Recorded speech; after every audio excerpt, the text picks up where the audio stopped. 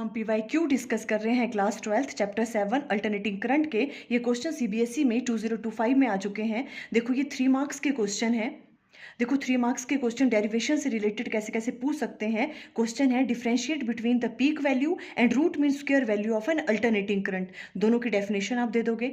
Derive the expression for the root mean square value of alternating current in term of its peak value. Means आपको IRMS की expression find out करनी है। IRMS इसके बराबर होता है I0 डिवाइडेड बाय √2। वो वाली डेरिवेशन आपको यहाँ पे करनी है। तो देखो किस तरह से किया था हमने ये वाला। जैसे ये वाली आप इस तरह से डेफिनेशन दे दोगे रूट मीन स्क्वायर वैल्यू की। उसके बाद फिर हमने इस तरह से देखो इसकी डेरिवेशन की थी root mean square value of alternating current, ये वाली चीज। और यहाँ आ गया था आपके पास IRMS equal to I0 divided by √2।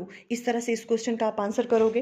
देखो सेकंड क्वेश्चन क्या है, explain with the help of diagram the working of a step down transformer, express the turn ratio in term of voltage. क्या पूछ रहे हैं, देखो ये आपको वर्किंग बतानी है किसकी, स्टेप डाउन ट्रांसफॉर्मर की, और आपको डायग्राम भी बतानी है। ठीक है, तो आप किस तरह से करोगे, देखो इस तरह से किया था हमने ये ट्रांसफॉर्मर के बारे में। ठीक है, आपको इस तरह से इसकी कंस्ट्रक्शन करनी है। ये तो स्टेप अप ट्रांसफॉर्मर है, आपको स्टेप डाउन पूछा है। क्वेश्चन में आपको स्टेप अप भी पूछ सकते हैं। अगर स्टेप अप पूछेंगे तो आप इस तरह से डायग्राम बनाओगे। स्टेप अप में क्या होता है, जो प्राइमरी कॉइल्स हैं वो कम होती हैं और सेकेंडरी कॉइल्स ज़्यादा, number of turns secondary coils में ज़्यादा होती हैं। बट क्वेश्चन में आपको इस वाले क्वेश्चन में स्टेप डाउन ट्रांसफॉर्मर के बारे में पूछा है। तो स्टेप डाउन ट्रांसफॉर्मर में क्या होगा, जो number of turns primary coils की हैं वो ज़्यादा होंगी और सेकेंडरी कॉइल्स में नंबर ऑफ टर्न्स कैसी होंगी, कम होंगी। इससे अपोजिट कर लोगे आप। ठीक है, तो इस तरह से आप ये वाली चीज़ पूरी की पूरी एक्सप्लेन करोगे इसकी वर्किंग।